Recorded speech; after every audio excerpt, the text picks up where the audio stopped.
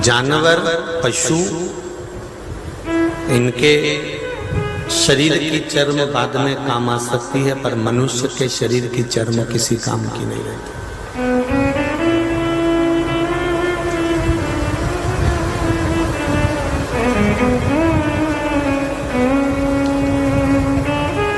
हाथी कभी फेरन लवली नहीं, क्रीम लगाता है हाथी, बोरोप्लस मोरोप्लस लगाता, फिर भी उसकी चमड़ी मरने के बाद भी जग कल्याण के काम आ रही है। शेर भी कोई पाउडर या क्रीम नहीं लगाता, फिर भी उसकी चमड़ी जनमानस के काम आ रही है। हिरण भी कोई क्रीम पाउडर नहीं लगाता, तो भी हिरण की चमड़ी जनमानस के काम आ रही है। एक जानवर, पशु भी कोई क्रीम पाउडर नहीं लगाता, तो भी उसकी चमड़ी जनमानस के काम आ रही है। और अपनी कमाई का, मनुष्य की कमाई का 3 हिस्सा उसके केवल फैशन में चले जाता है, तो भी ये चमड़ी रोज पेयर्स से धोई, निलाई, क्रीम लगाई, 2 घंटा तक धागा से नुचवाई, उसके बाद भी किसी काम नहीं आई और आखिरी में जला गई। जिंदा हो, जीवित हो, तो परमात्मा की भक्ति में लगे रहो। बड़ी मुश्किल से भगवान के द्वारा ये शरीर मिलता है और बड़ी मुश्किल से हम भगवान का भजन कर पाते हैं। बहुत कठिन है भगवती से।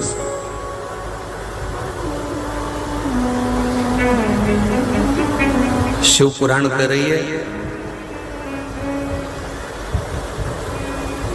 अंधे की तरह अपने जीवन को नहीं जीना। जिसके नेत्र नहीं होता, जो आंखों से अंधा हो जाता है, कभी यहां टकरा जाता है, कभी वहां टकरा जाता है, कभी यहां चले जाता है, कभी वहां चले जाता है। जिसके नेत्र होते हैं, फिर वो कहीं टकराता नहीं है, ना इधर जाता, ना उधर जाता, ना उधर जाता। उसको जिस जगह जाना है, जिस मंजिल तक उसको पहुंचना है, उस मंजिल तक वो पहुंच जाता है, क्योंकि उसके नेत्र हैं, उसकी आंखें हैं, नेत्र हैं, इसलिए वो मंजिल तक पहुंच रहा, इसलिए वो मंजिल तक जा रहा। अगर नेत्र नहीं होते, आंखें नहीं होती, तो वो यहाँ टकराता, वहां टकराता, खंबे से, दीवार से, स्पीकर से, कहीं ना कहीं टकराता रहता।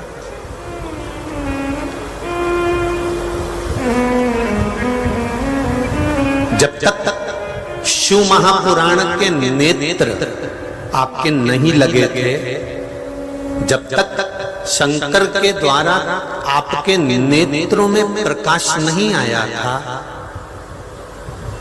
शिव के द्वारा आपके नेत्र प्रकाशित नहीं हुए थे, तब तक आप बहुत भटक लिए।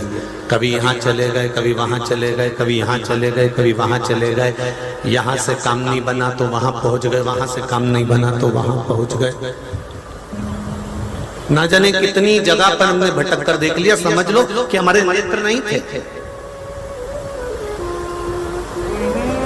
हमारे नेत्र थे ही नहीं, इसलिए हम भटक रहे थे।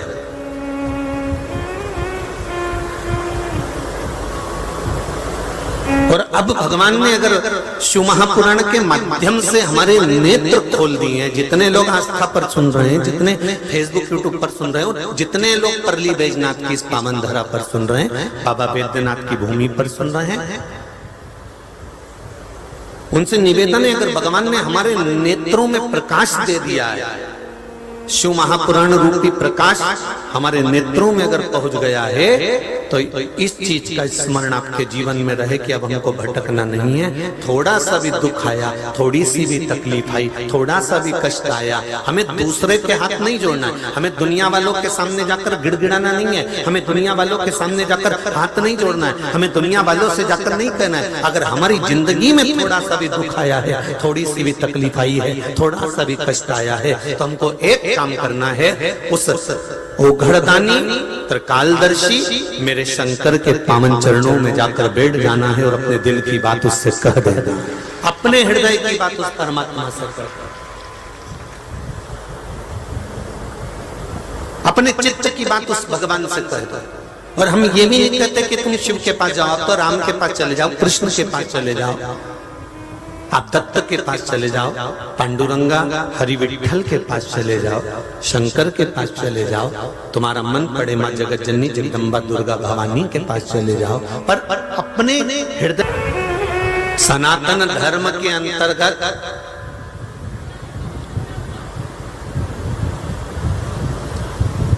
इतने देवी देवता हैं, 33 कोटि देवी देवता हमारे सनातन धर्म के अंदर है।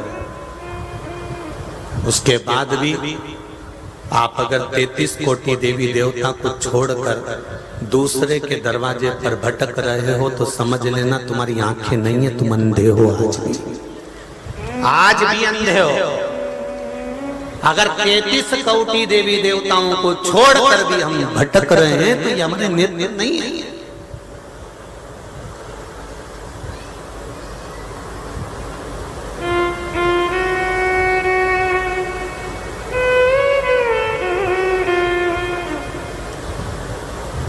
कितना सुंदर बात कही शिव महापुराण के अंतर्गत। पार्वती मैया अपने गणेश जी को समझा रही है, पार्वती मैया अपनी रिद्धि सिद्धि बहू को समझा रही है। पूरे विश्व की जितनी बहुएं कथा सुन रही हैं, सबसे निवेदन है कि ध्यान लगाकर सुनना। छोटी सी बात है, उसको उतार कर रख लेना। 70 साल की माताएं वो भी बहू है, 75 साल की माता है वो भी बहू है, 90 साल की माता है वो भी बहू है। किसी ना किसी की तो बहू हो। और जो बेटियां हैं वो भी आज नहीं तो कल तो बहू बनोगी।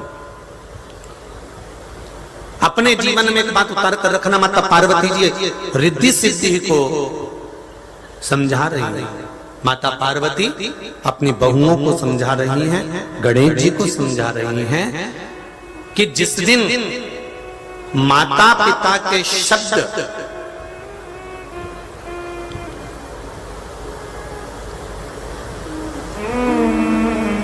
जिस दिन माता पिता के शब्द बुरे लगने लगे और दूसरों के शब्द अच्छे लगने लगे, समझ लेना तुम्हारे को बर्बाद होने से कोई नहीं रोक सकता।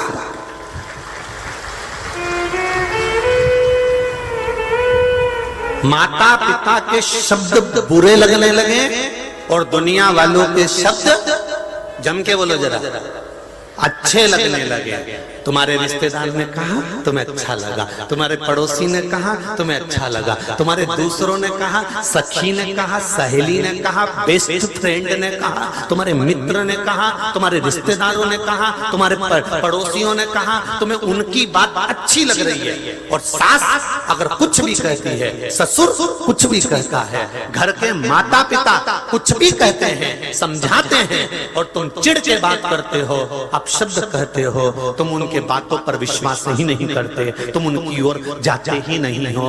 जो अपने माता पिता के शब्द जिसको बुरे लगने लगे और संसार के लोगों के शब्द जिसको अच्छे लगने लगे, समझ लेना उसको बर्बाद होने से कोई नहीं रोक सकता, उसको कोई नहीं बचा सकता। क्यों? क्योंकि दुनिया के लोग आपसे केवल कमाने की सोचेंगे, दुनिया के लोग आपसे केवल लाभ लेने की सोचेंगे, दुनिया के लोग केवल आपसे कुछ प्राप्त करने की सोचेंगे। पर माता पिता अपने बच्चों से कुछ प्राप्त नहीं करते, मरने के बाद भी वसीयत सब बच्चों को देकर चले जाते हैं। वो कभी नहीं चाहते कि आपसे कुछ लिया जाए। तो मेरा बहुओं से निवेदन है, तुम्हारी सहेली ने कह दिया किटी पार्टी में ऐसा, उसकी बात मान ली, सास कह रही थी ऐसा, नहीं मानी, बर्बादी का लक्षण चालू। रिश्तेदारों ने कह दिया ऐसा, मान लिया, और घर के माता पिता ने कहा नहीं माना, बर्बादी के लक्षण चालू। क्या लेंगे माता पिता तुमसे?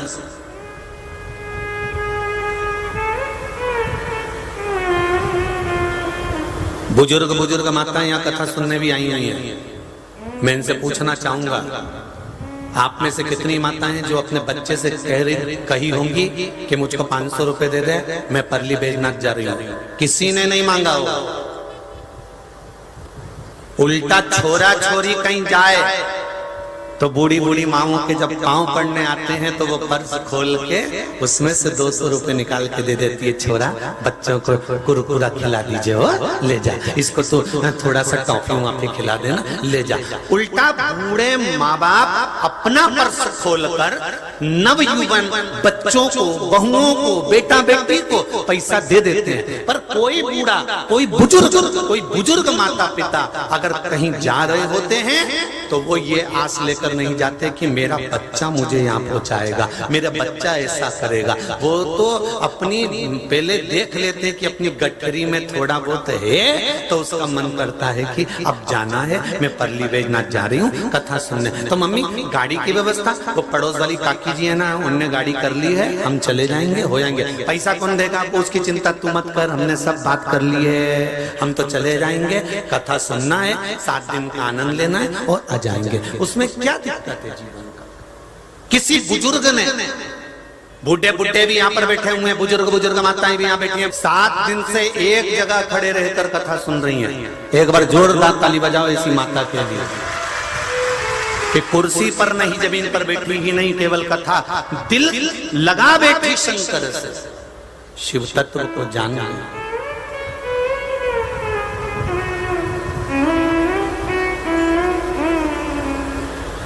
शंभु शरणे मांगू घड़ी घड़ी, दुख काटो दया करी निदर्शन आपो, दया करी निदर्शन आपो। शंभु शरणे मांगू घड़ी घड़ी, दुख काटो दया करी दर्शन आपो। जोरदार ताली बजाओ माता के लिए। 75 वर्ष की आयु है, 7 दिन से लगातार एक जगह पर खड़े होकर, बैठी नहीं, खड़े रहकर कथा का रसतत्व ग्रहण करा है। भगवान शंकर की कथा करिए। सनातन धर्म में इतने देवी देवता हैं, उनको छोड़कर अगर हम दूसरे पंथ की ओर जाते हैं, दूसरे धर्म की ओर जाते हैं, दूसरी ओर जाते हैं तो हमारा जीवन बेकार।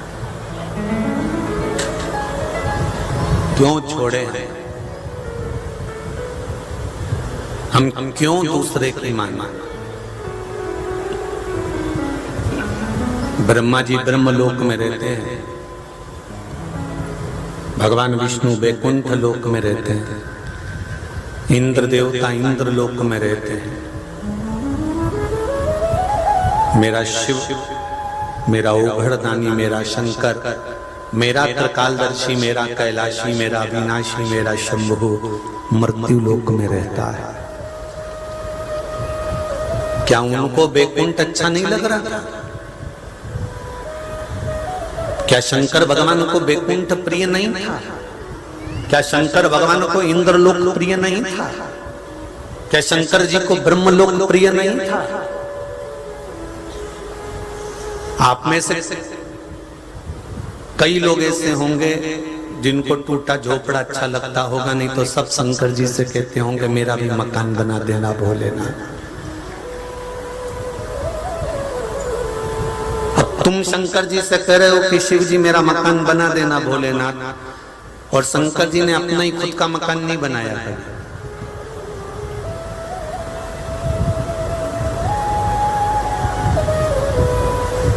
पार्वती जी ने कई बार कहा कि एक महल बना लेते हैं, तैयारी कर लेते हैं। शंकर भगवान बोले अगर महल बनाएंगे तो अहंकार आएगा, इसलिए महल बनाने की जरूरत नहीं है। और महल बनाना पड़ेगा तो हमको शमशान छोड़कर दूसरी जगह ना जाना पड़ेगा। दूसरी जगह जाएंगे, महल बना के रहेंगे, प्राण छूटेंगे, बाद में इसी शमशान में लेके आएंगे। इसलिए ज्यादा किसी को परिश्रम ना हो, थकान ना हो, टेंशन ना हो, इसलिए अपन शमशान में रह रहे हैं कि यहीं की यहीं निपट लेंगे, जो होगा देखा जाएगा, कहीं जाने की जरूरत नहीं। क्यों जाएं?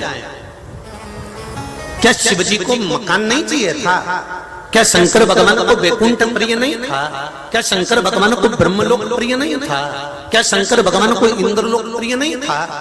शंकर भगवान जैसे भगवान विष्णु को वैकुंठ प्रिय है, भगवान कृष्ण को गौलोक धाम प्रिय है, ब्रह्मा जी को ब्रह्मलोक प्रिय है, इंद्र को इंद्रलोक प्रिय है, सब देवताओं को अच्छा अच्छा स्थान प्रिय है। रखे गए थे, सारे स्थान सामने रखे गए थे और सब देवताओं से कहा गया था, सबसे पहले शंकर भगवान से कहा गया था कि इतने अच्छे अच्छे लोग हैं, इतने अच्छे अच्छे स्थान हैं, आप इसमें से कोई अच्छा स्थान छांट लीजिए, इसमें से कोई स्थान आप रख लो, इसमें आप रह लेना। शंकर भगवान पहले कह देते हैं कि भगवान विष्णु से कहो कि उनको क्या चाहिए। भगवान विष्णु ने कहा मैं वैकुंठ लूंगा। ब्रह्मदेव से कहो ब्रह्मलोक क्या चाहिए, ब्रह्मा जी ने कहा मैं ब्रह्मलोक रहूंगा। इंद्र से कहो इंद्र क्या चाहिए, इंद्र कहते इंद्रलोक रहूंगा। सारे लोग सबने ले लिए। तब देवता 33 करोड़ देवता खड़े होकर शंकर भगवान की स्तुति कर कर बोले, क्या आप कुछ नहीं लोगे, आप कहाँ रहोगे? शंकर भगवान कहने लगे मेरे रहने की मत सोचो, मेरे रहने की चिंता मत करो, मेरे रहने का टेंशन मत करो। जिस जगह पर मनुष्य जन्म लेगा, जीव जन्म लेगा, जलचर थलचर वायुचर का जीव, जितने जीव यहाँ जन्म लेंगे, जन्म लेती हैं मरती हैं। भगवान शंकर कहते हैं उस मृत्यु लोक में मुझे रहना है। क्यों?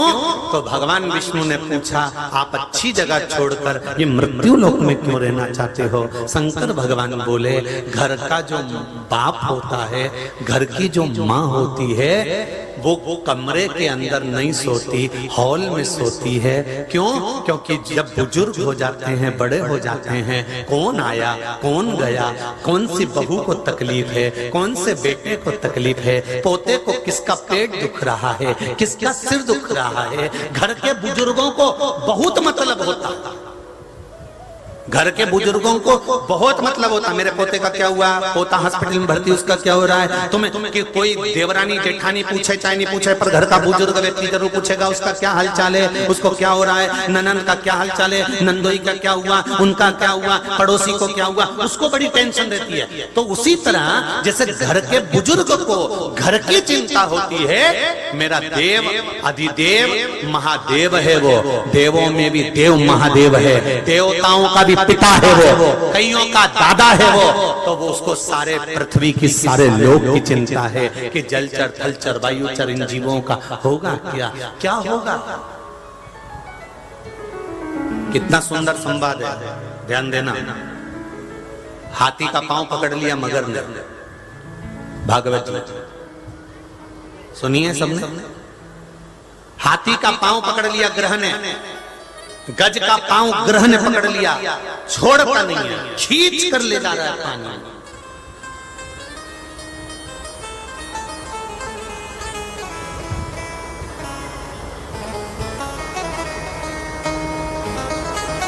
जैसे ही पानी में गया हाथी,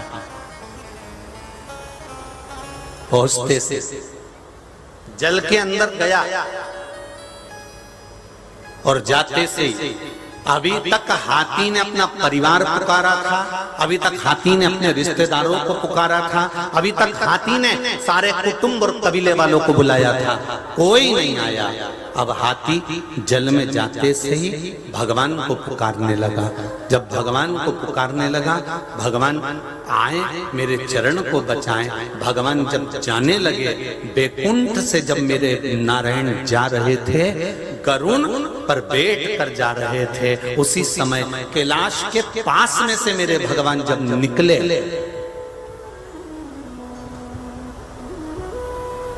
कैलाश के पास में से जब मेरे भगवान निकले,